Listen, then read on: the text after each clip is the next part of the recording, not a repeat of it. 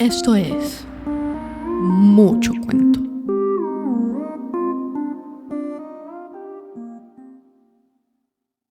Este cuento está basado en hechos reales. Algunos nombres y lugares han sido cambiados para proteger la identidad de sus protagonistas.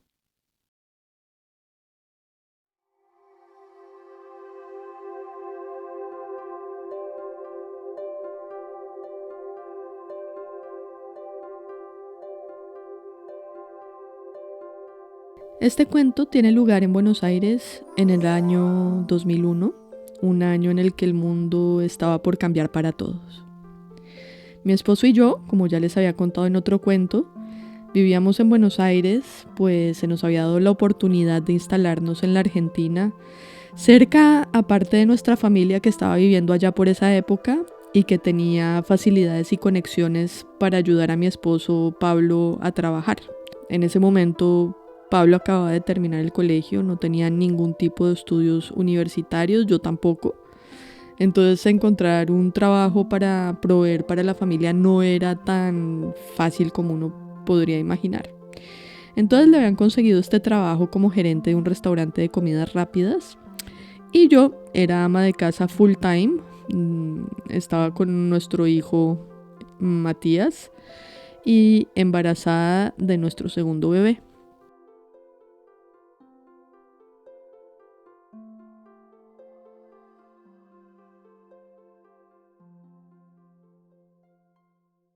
La vida en Argentina comparada con la vida en la Colombia de los años 90 era un paraíso para nosotros.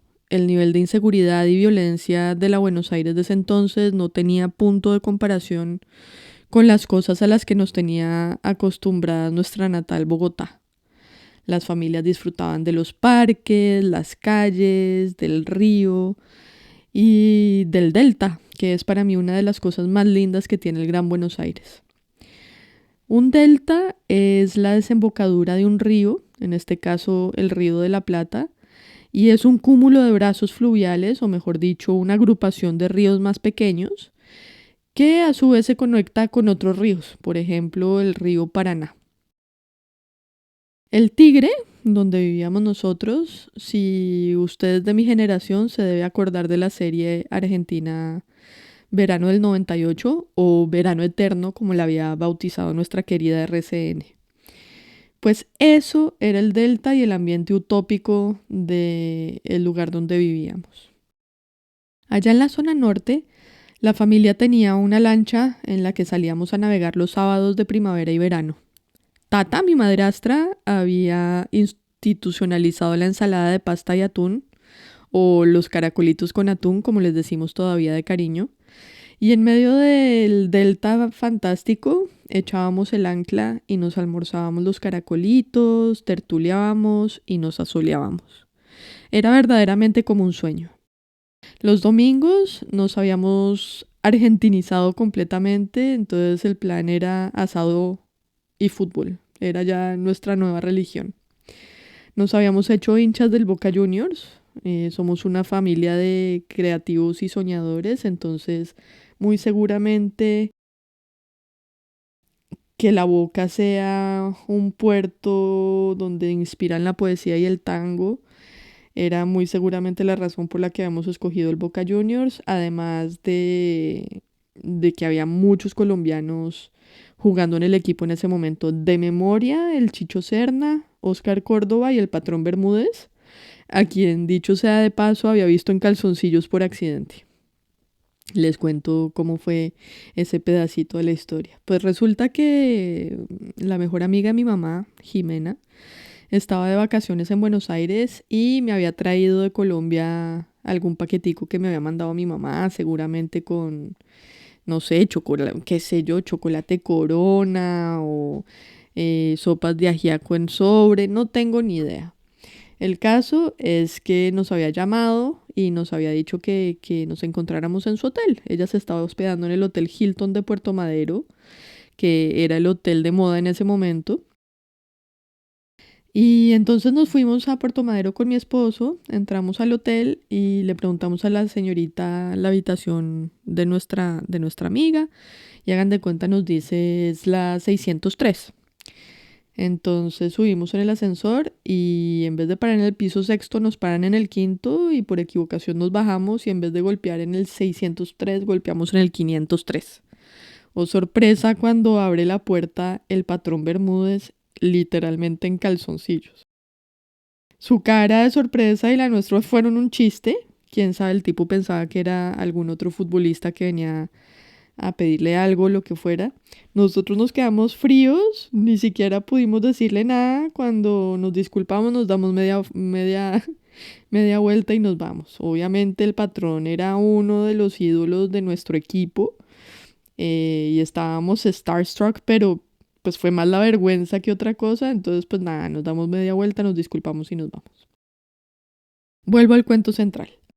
Entonces, sí, bueno, la vida en la Argentina era deliciosa, sin complicaciones, sin miedos, todo parecía hermoso.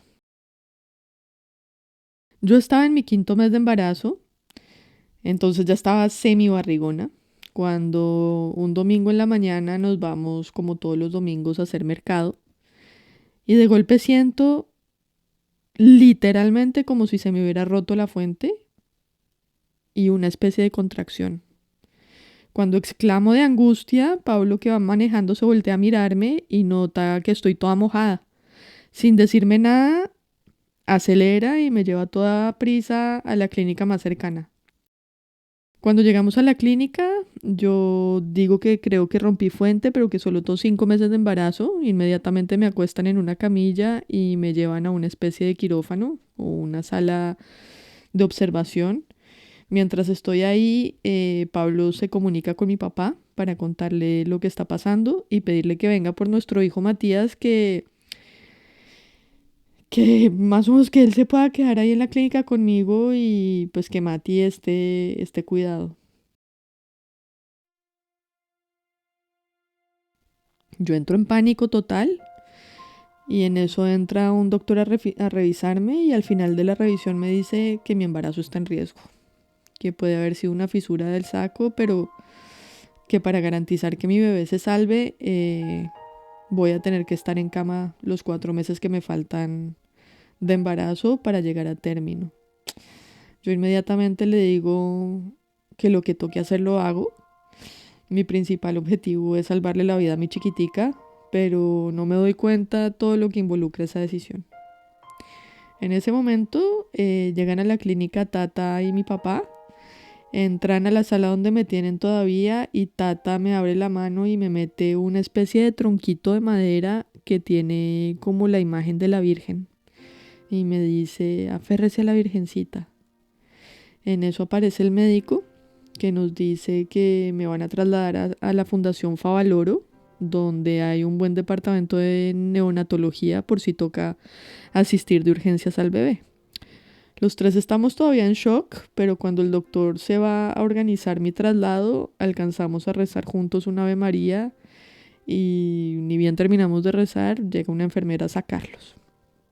Yo me quedo ahí sola y aprieto esa virgencita con todas mis fuerzas y le pido a mi bebé que por favor no vaya a salirse todavía, que tuviera paciencia, que me ayudara, que se retuviera. Y recuerdo quedarme sola varias horas en esa sala fría sin saber nada de nadie. Si fue un rato corto, yo lo recuerdo absolutamente eterno.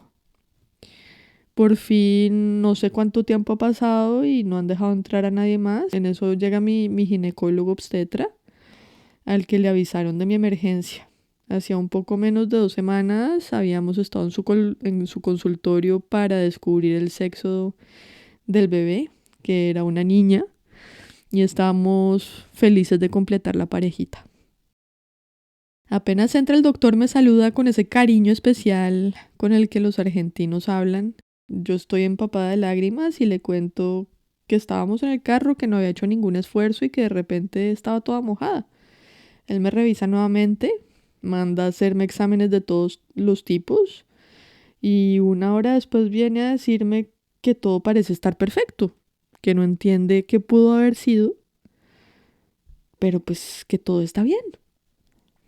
Nos quedamos Pablo y yo boquiabiertos. Yo todavía tengo la virgencita entre las manos. Me dice que quiere que el próximo mes esté en reposo absoluto para garantizar que todo está bien, Me dice que me voy a quedar internada durante una semana y que prefiere que me quede en esa clínica donde estoy para estar cerca de su consultorio por cualquier cosa, que él no cree necesario que me internen en la otra fundación para estar cerca de neonatología y todo eso. Mejor dicho, le echa reversa a todo lo que había dicho el médico de antes. Mi intención no es para nada contarles un episodio de La Rosa de Guadalupe, ni mucho menos, pero para mí este será para siempre un milagro de la Virgen. No entiendo cómo pudimos pasar de la urgencia extrema a todo está perfecto en el pasar de unas pocas horas, sin intervención médica alguna. Es que no me dieron ni una aspirina ni me hicieron nada. Eso para mí siempre es un milagro.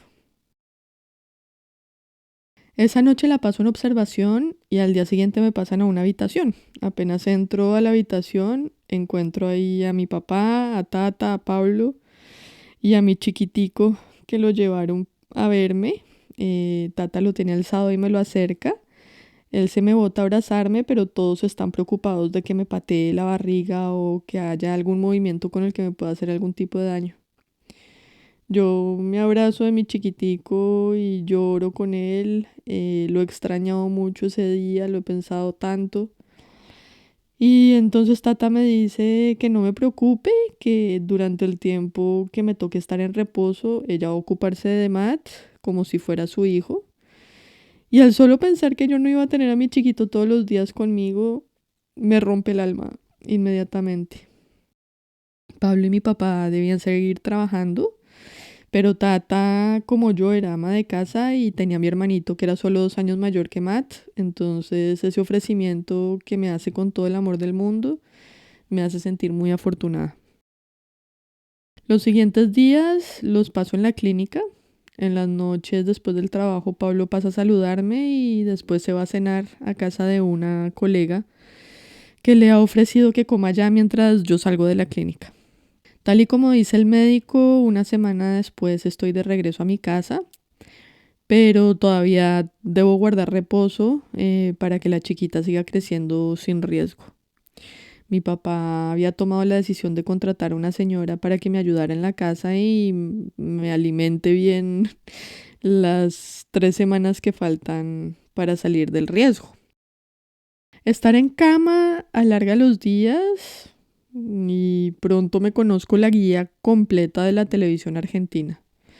Todos los programas de chismes faranduleros, los noticieros y demás. Así llega la fatídica mañana del 11 de septiembre.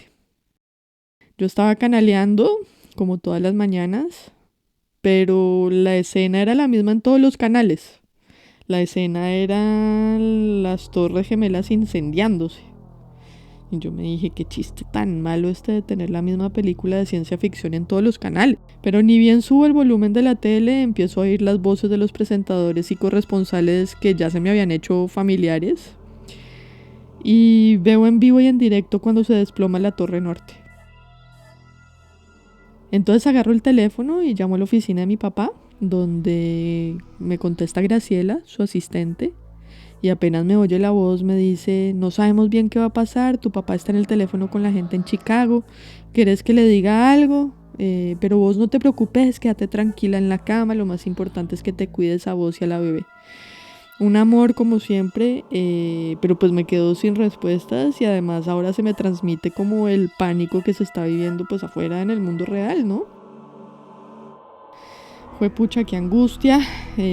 Tata me llama, vemos juntas el noticiero incrédulas. Su mamá está en los Estados Unidos en ese momento, entonces me cuelga para llamarla. Pero básicamente no entendemos qué es lo que está pasando. Obviamente ya estaba descartado que fuera un accidente. Y entonces empiezan todas las teorías y no sabemos si es que empieza una guerra mundial o qué. O sea, le habían declarado de frente la guerra a Estados Unidos y no sabemos bien qué va a pasar. O sea, hay una gran incertidumbre. Ese fue un momento tremendo. O sea, fue tremendo. Si yo, mejor dicho, yo estoy segura que ustedes se acuerdan también como yo dónde estaban en ese momento. Y si no se acuerdan o no habían nacido, es porque son bien jóvenes. Obviamente los siguientes días y semanas son la repetición de las imágenes, de nuevos testimonios, la lista de las víctimas, eh, nuevos avances sobre las investigaciones y mi tiempo en la cama es consumido por ese hito en la historia. Mientras en Estados Unidos las cosas están tremendas, al otro lado del continente, en la Argentina donde estábamos nosotros, el país se prepara para otro momento histórico. Ya en el mes de octubre yo he podido reanudar mi vida, ya estoy de nuevo fuera de cama y a finales de octubre celebramos los 3 años de Matt con una fiesta de Spider-Man, lo recuerdo bien.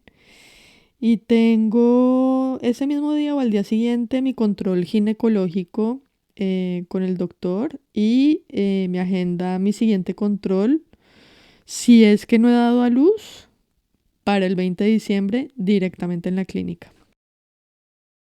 El 1 de diciembre de 2001, el gobierno argentino, presidido por Fernando de la Rúa, publica un decreto que restringe el dinero circulante en el país.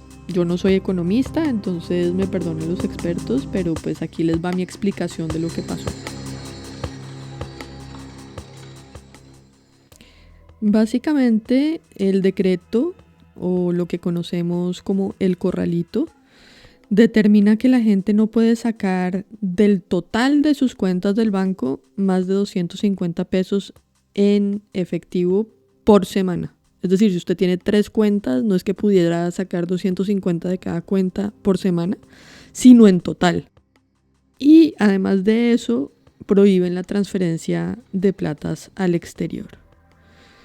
Para entender más o menos cuánto representa el límite decretado, nosotros 3 vivíamos en un apartamento de unos 60 metros cuadrados y pagábamos 700 pesos de arriendo mensual.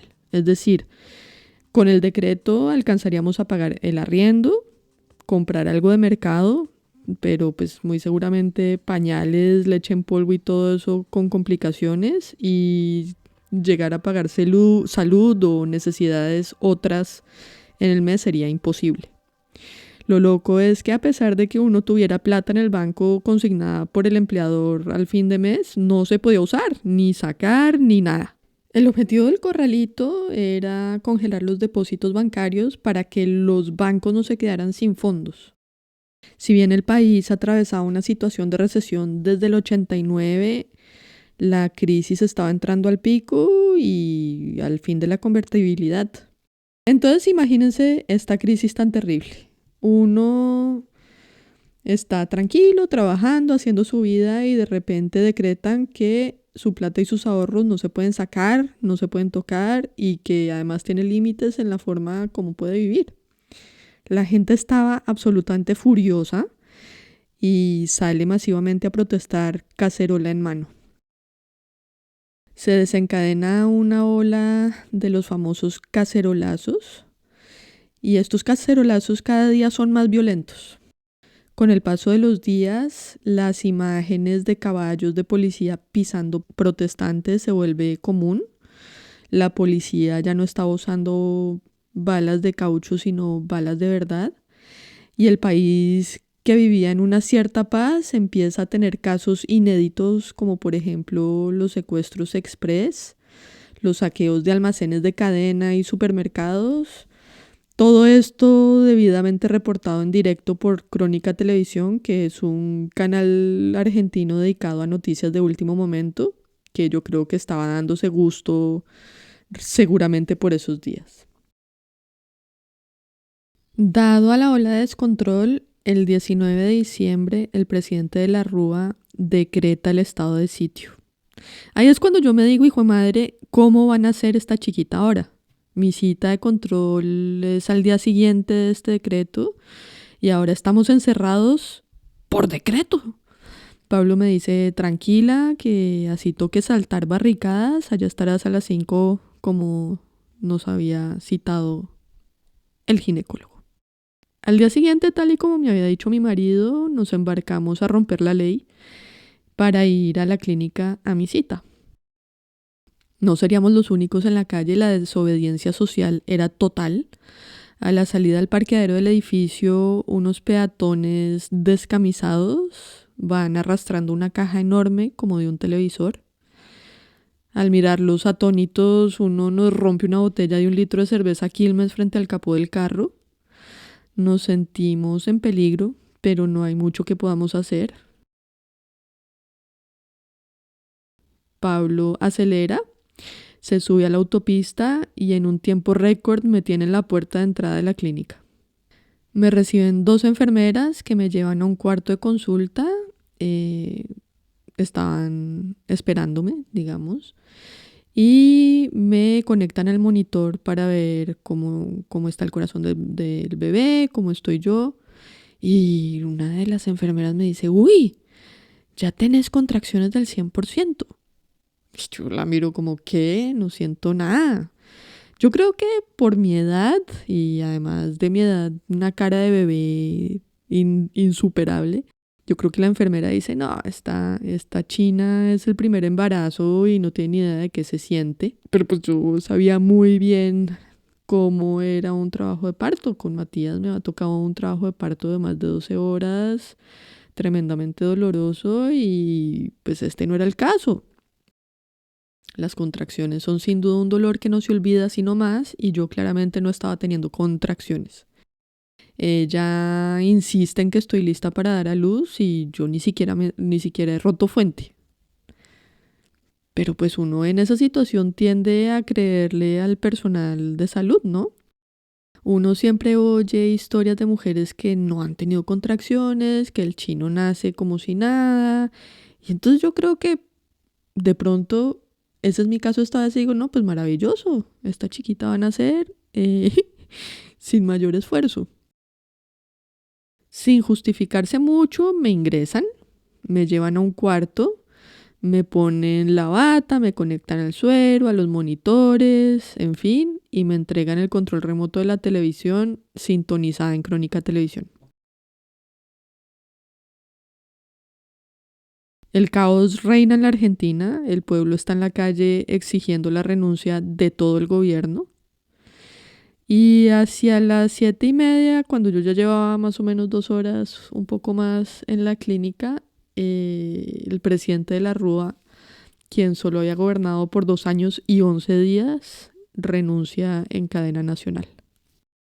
Minutos después, un helicóptero lo extrae a toda prisa desde el techo de la Casa Rosada. Y la Argentina se encuentra sin presidente. El vicepresidente ya había renunciado también. Entonces, pues imagínense este caos y sin presidente, todo esto uno mirándolo a punto de dar a luz. Yo tendía en la cama del hospital, todavía no tengo ningún tipo de dolor que anuncie la llegada de mi bebé. Las enfermeras y mi marido están más interesados en Crónica TV que en nosotras. Y yo me empiezo como a enervar un poco, ¿no? Como, hey, hello, aquí estamos, ¿qué está pasando? Alguien que me diga que no. Como a las 11:30, ya muy cerquita de medianoche, entra un doctor, entre comillas, a revisarme. Medio antipático, se nota que ya lleva todo el día ahí, que ha sido un día estresante o yo no sé. En todo caso, muy mala onda. Me dice que él cree que estoy lista, pero yo sé que no. Yo sigo sin tener contracciones, ni romper fuente. O sea, yo sé adentro mío que yo no estoy lista para dar a luz, en todo caso no para dar a luz de forma natural. Pero vuelve y juega, uno en esa situación está porque confía en el personal de salud. Yo tenía 20 años, era una china, mi marido era un chino de la misma edad. Estábamos en un caos nacional. O sea, todo era demasiado y a mí el doctor me dice que estoy lista, yo pues le creo que estoy lista, pero pues yo increíblemente no sentía que estaba lista, no sentía que estaba lista. En ese momento el doctor se gira hacia la enfermera, le hace un gesto con la cabeza y la enfermera alcanza una herramienta plástica en la forma de gancho, como un gancho blanco plástico, Y sin decirme nada ni prevenirme de nada, el doctor introduce la herramienta entre mis piernas y siento, yo creo que el dolor más salvaje que he sentido en mi vida, que es el momento en el que se induce mecánicamente la labor de parto. Las contracciones empiezan inmediatamente. Paso literal de 0 a 100 en 2 segundos.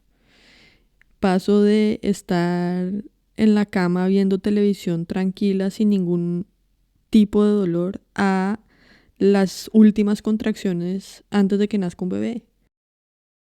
El médico me rompió la bolsa, entonces obviamente la cama es una piscina, me tienen que cambiar, me preparan mejor ya para el momento, pues porque ahora sí la chiquita está próxima a llegar. Solo 30 minutos después entro al quirófano. Yo creo que son los 30 minutos más largos y más dolorosos de mi vida. Alcanzo a ver a mi marido ya disfrazado de pitufo y cuando se acerca a mí el reflector de la sala de partos le pegan los ojos y veo sus ojos azules de esta persona a la que adoro. Pero estoy en un dolor extremo. El equipo está todo listo, hay tal vez 3 o 4 personas en la sala con mi marido y mi ginecólogo todavía no ha aparecido. Difícil culparlo con el caos que se vive en las calles. Cuando siento que la bebé asoma su cabecita al mundo, en ese mismo instante aparece la cara familiar de mi doctor. Y un segundo después sale el cuerpo completo de mi chiquita, sana, completa, perfecta. La voltean hacia arriba para presentármela y ahora a ella el reflector le toca los ojos y son azules profundos como los de su papá.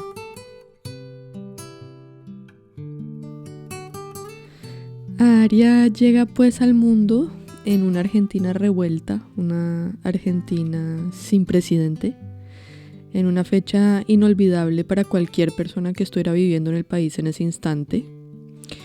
Por el camino en mi vida he conocido argentinos, a los que les cuento que mi hija nació en la Argentina el 21 de diciembre de 2001 e inmediatamente entienden con exactitud la situación sociopolítica que la había recibido.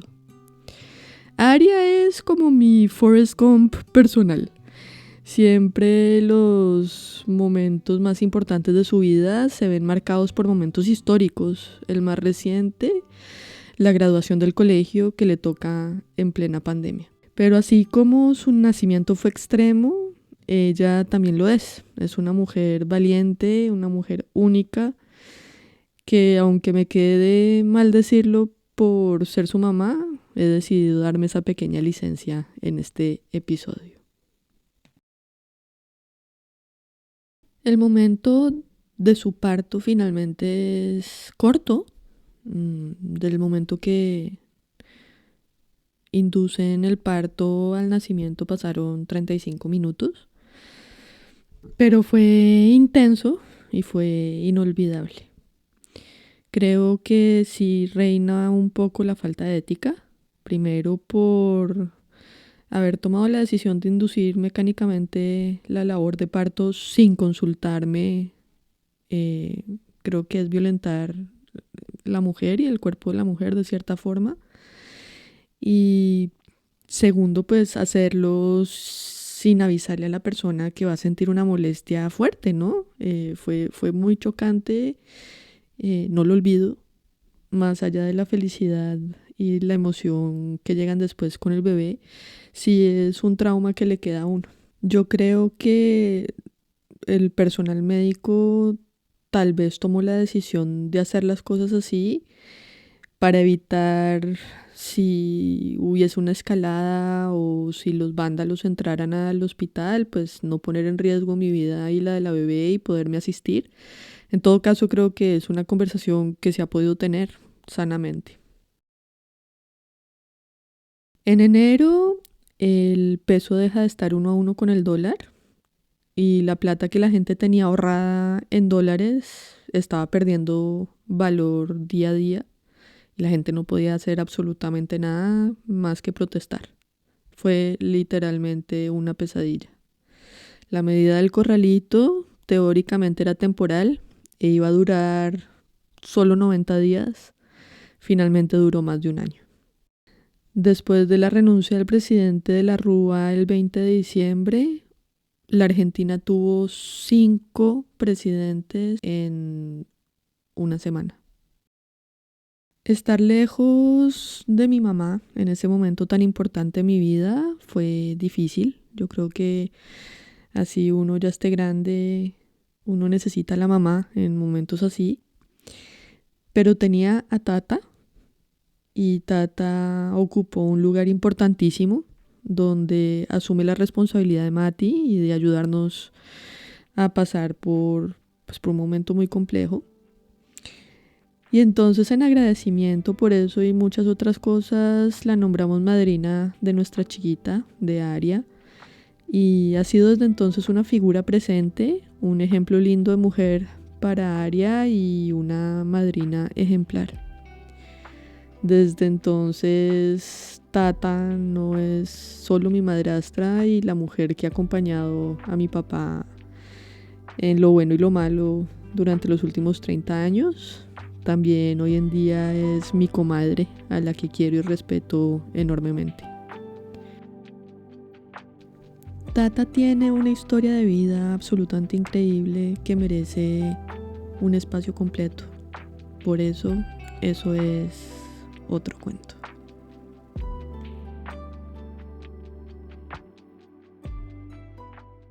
Si quieres compartir tu cuento, escríbenos a muchocuentopodcast@gmail.com. Y sobre todo, no olvides suscribirte para no perderte el próximo cuento.